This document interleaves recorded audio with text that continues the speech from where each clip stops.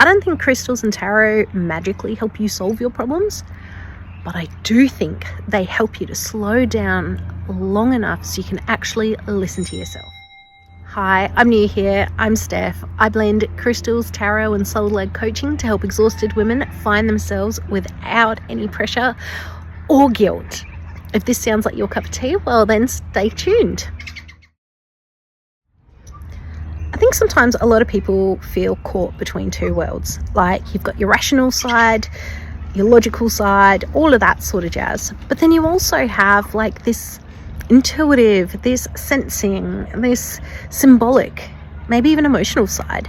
And it can be hard to kind of sit in that sort of space. They almost feel like they're opposed. But I actually have found that tarot and crystals have become a way that I've started to explore and build a bridge between the two. I think we all might have a little bit of an inner magpie, and mine definitely enjoys the pretty shiny rocks, or at least that's the way that I describe crystals. And I love the artwork, and I love the symbology and the richness of different layers of understanding and meaning and all of that sort of fun stuff that comes with tarot cards. Now, I did grow up in a Christian household, going to a Christian church and all of that sort of stuff, and I don't remember if it was explicitly kind of said, but there was definitely that feeling of, oh, you know, these things might open up doorways, or, you know, these are demonic, or, you know, things like that. And I've come to realize that for me, at least, my understanding and everything, that's not the case. So I'm drawn to these things because I just enjoy using them. I love the pretty colors. I love the different ways I can do it, and they're kind of just special pieces of jewelry on their own in a way. Like, I never thought that shiny rocks would make me go, ooh, nice jewelry, but it does. Who knew? To me, I find that using crystals as anchor points can be really, really useful. Sometimes we have a thought, a feeling, a sensation, something that we are actually trying to work towards. And yeah, let's say it's courage. Say we want to be more courageous in our decisions. We want to step out of our comfort zones a little bit and, you know, do something different and grow and expand our world a little bit. But, you know, if you're not naturally that sort of a person, it can be a little bit tricky sometimes to start doing that. So having a yellowy coloured crystal that is said to have said to work with the property of courage, or helps build courage and things, can be quite empowering in a way. I feel you've got this visual cue, you've got this tactile cue, and when you say lay out a crystal grid, or if it's a one that you might perhaps have in like one of those cool drink bottle holder thingies, you know, where you can put crystals in it, and so it's almost like infusing your water with it, you know, so you're seeing it, you're thinking courageous thoughts. You've got that reminder of have courage, grow courage, step out of your comfort zone, you know, things like that, that I feel like your mind, your body, your actions, your subconscious, everything seems to then be more primed towards taking that kind of action, which I think can be really, really helpful sometimes. Sorry, I dropped my other phone in the dirt. Great. And so, yeah, that's why I like crystals. Plus, also, it's something that you can put, if you're using small tumbled ones, you can put it in your pocket. And, you know, when you're having a bit of a moment, or you're just living your life and you put your hand in your pocket, sometimes you'll feel that crystal and you might be like, oh yeah, that's right, I've got my crystal, my courage crystal with me. Let's continue to bring that with me. And it's like you've kind of symbolically like put on a bravery outfit or something, you know, and you just carry yourself a little bit differently. Now, yes, this might just be a bit of a psychological trick that you do, but is that not what we do by, say, I don't know, in Brooklyn Nine-Nine, how she was Amy Santiago was looking at power poses, or when we dress in certain ways, you know, we might wear our special underwear or our lucky underwear or something if we're wanting to, you know, invoke some good luck, or we might dress in a way that makes us feel confident, or, you know, something like that. So yeah, I feel like it's helpful.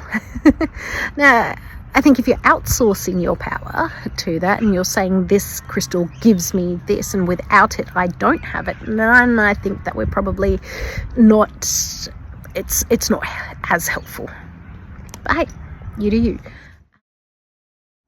Now, tarot to me is it's interesting. I said already that it is quite layered, it is quite nuanced. There's so much that you can read into, and I think tarot does get quite a bit of a bad rap. You know, like we've all seen in pop culture, you know, the person that looks into their crystal ball and that goes and lays out some crystals, not crystals, tarot cards on a table, and then the mystic is like, oh no, I see this in your future, and you know, and people get really scared of certain cards, you know, like Death card or Ten of Swords, or, you know, the Tower, you know, things like that, the so-called scary cards, the Devil, you know. And I think, you know, again, it gives a bad rap. I mean, they are pieces of paper or cardboard with cool pictures on them, I think, anyway. And I really like what the YouTuber Joe Monteleone calls them. He calls them 78 decks in a card, so he calls 78 cards in a deck. And so he calls them 78 memes of consciousness, because the idea being you've got your big themes in life, and then you've got your smaller everyday themes in life, and we all sort of move through a lot of them. And I think depending on the kind of deck that you're using, you might have a different take. You will have different imagery, there'll be a whole different style to it, there'll be different layers of meaning that are on it, and so there's different things that you can do with that. But to me, I find that tarot is not for divining the future or anything, because I have struggled with the idea of, well, how is it that I can pull out cards at random and then make this meaning from it, and then that's what it's going to be. Now, I totally get that there are many folks that are channeling when they do tarot readings. They've got their spirit guides, or they are psychic themselves, and so they might be led to use the cards as a way of finding different meanings. So there might be a message that say the person they are reading the cards for needs to hear, and so this is a way for them to hear that message, or at least, you know, that's how it sort of comes out. But I think it can also be a little bit more simpler than that. You know, you don't have to be psychic or anything to use them. I feel like we can actually use them in our own lives to do brainstorming, or to me it's a bit of like that whole problem solving, or being able to look at things in a different way. Because I think if I come to the cards with the same question and I shuffle them, I'm going to get and pull out a few cards, and then if I shuffle them again, like put all the cards back together and then I shuffle them again, and then I draw out the same number of cards, I'm likely going to be drawing out different cards, especially if I shuffled it really, really well. So I don't think it's necessarily set in stone, but I do think it's really, really useful when you've got something that you've been thinking about or you've been mulling over, and especially when you come to a bit of a brick wall, you know, in it, or you're just going around and around in circles in your head. Sometimes being able to sort of put it into a manner where you can sort of go, okay, so is this one of the big life things? Is this one of the major arcana situations? Is this a minor arcana? Which suit does it then fit? Is this more of a thinking issue? Or then maybe could this situation be looked at in the context of the suit of swords? Is this more of a practical living on earth, something to do with your work, your how you earn money, your career, or just daily life? Is this something that could fit or be looked at in the context of the suit of pentacles? Is this more about your ideas and taking action and doing something or other? Or is this more about your emotions and your relationships and things? So that those could be ways to look at it. You could look at the court cards as being representing of a station in life. It could be people that are very much in line with that kind of card, or something. You could use them to represent the different people. So sometimes it's not necessarily about drawing cards out and then making meaning from that. Sometimes it's actually using cards to represent the things going on and the meaning that they hold in the life, and then looking at how we can actually see it from another perspective. Well, what if so that's why I love them because there's all kinds of cool stuff to learn and do from them.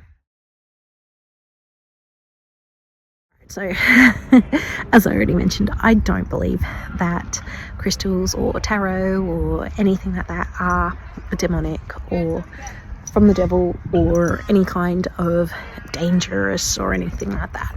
I mean, if that's what you believe, well, then that's cool. The world is made up of many different people out there, and I don't think it's irresponsible of me to say that. However, I do think that you need to have some nuance, maybe understand them a little bit. And yeah, these are tarot and crystals have been used for years and years and years, forever and ever and ever. It feels like, well, crystals anyway. Tarot is a little bit newer than that. And yeah, like with anything in life, I think that you can use your powers for good or evil and everything in between. So, use spiritual tools. Use spiritual tools responsibly. Everybody could use that motto in life for a lot of things. In our way of living, with so many things available to us at all times, we have streaming services, we've got the internet, we've got so many ways that we can get information. And I feel like sometimes we get into a bit of an information overload. There's so much that is coming at us all the time that sometimes actually allowing things to marinate in the background, using things like symbols, symbology, rituals, where something can stand in for something, it helps to allow there to be subtle layers of meaning. And I think that's something that can be fun. It can be so freeing. You could be wearing red because you're wanting to get in touch with your deep core self, for example. Like if you use the modern chakra system colors, you might be trying to ground yourself, so you might be wearing something black or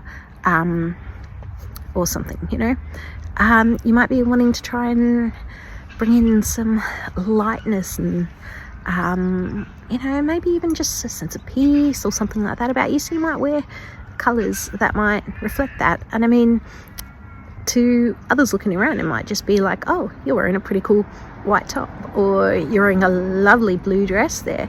They don't necessarily have to know that you are wanting to bring in more courage or intuition into your life, or you're wanting to speak your truth, or something like that. But that's where symbology and stuff can be cool.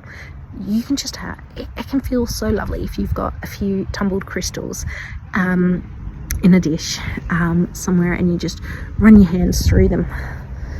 It can feel so nice and relaxing just hearing the sound of them clinking against each other.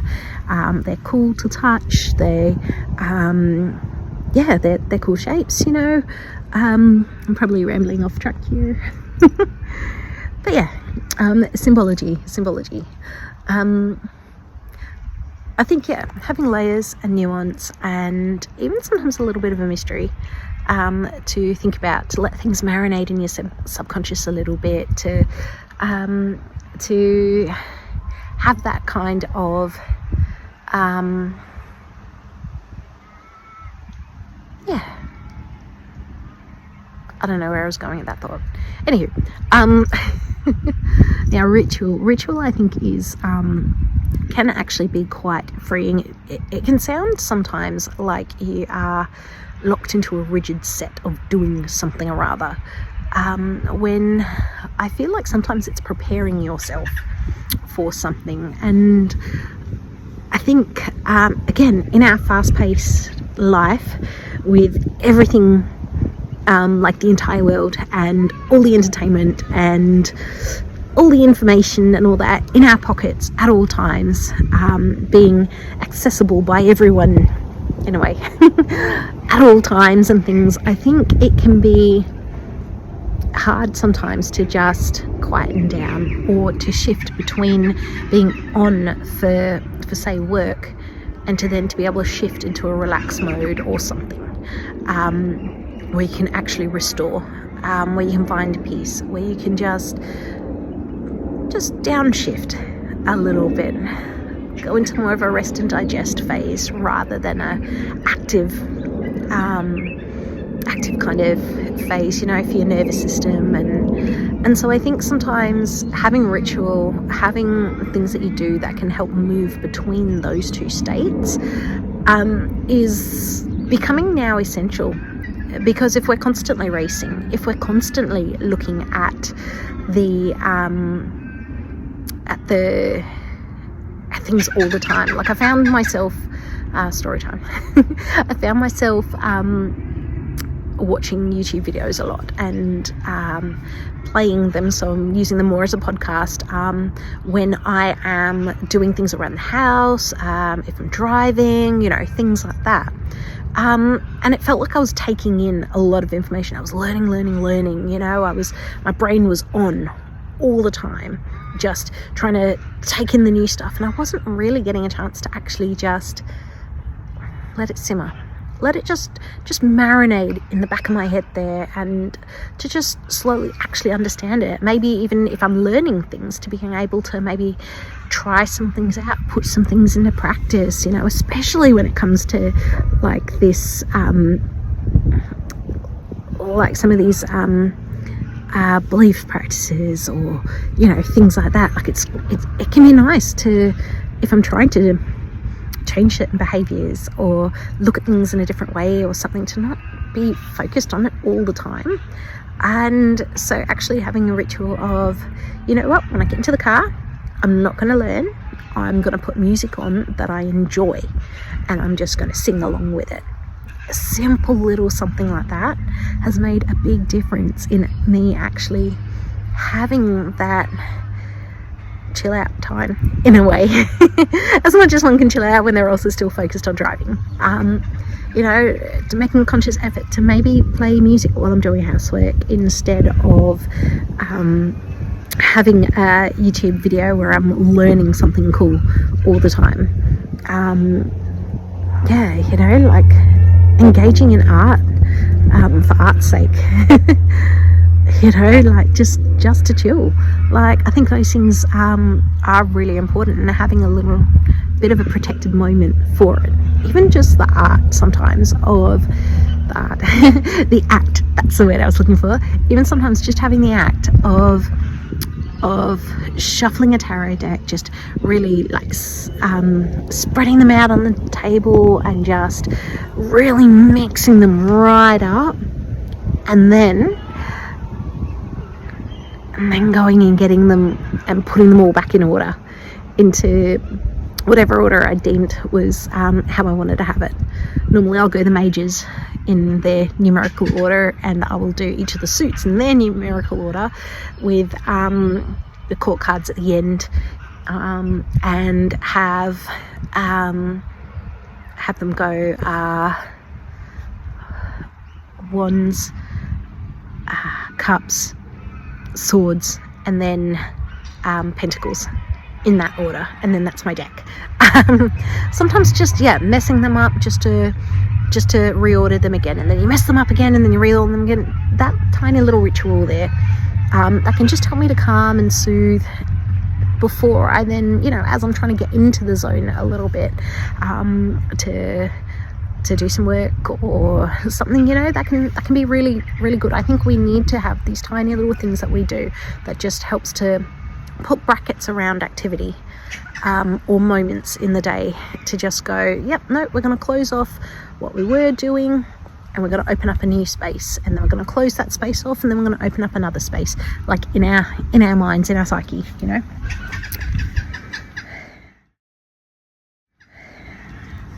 And so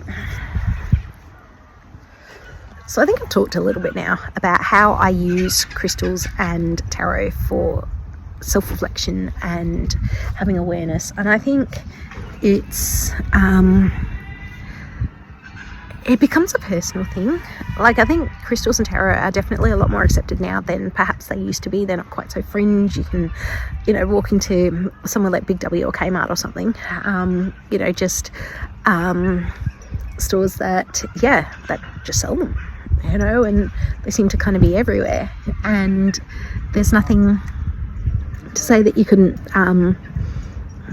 have a look at them or something, like if that's what you choose. But I think using crystals and tarot does come down to, is this something you're interested in? And I think sometimes we go to tarot readers because we're feeling a little bit stuck or muddled, or we just feel like we want direction. And I think sometimes having a starting point can definitely be useful, and that's something that you can do for yourself. It's something that you can do by yourself. It's something that you can do for your friends and family, if they're open to it, obviously. And crystals, again, they can be cool, pretty shiny rocks that are decorative, that just make you feel good when you see them. And some folks actually can sense energy, and so when they are touching crystals, they can kind of get a bit of a vibe. And if you open up any website about crystals, or you open up a book that tries to tell you what the meanings are and things, I think those are more based on people's use with them, and that's been their experience of it, plus together with what we know about bits of colour psychology and the chakras and things like that. So I think they're a bit of an amalgamation, but they're not hard and fast. So I think it really comes down to your own personal journey, your own personal practices, or developing a personal practice. And how do you even begin all of that? Well, try things, experiment, check it out, and see what makes sense for you, and go from there. Because you never know, this might be something that you actually really enjoy. It might not be for you, and you know what, it's all good. Everything always is. All right, now I better go, and I'll check in with you guys another time.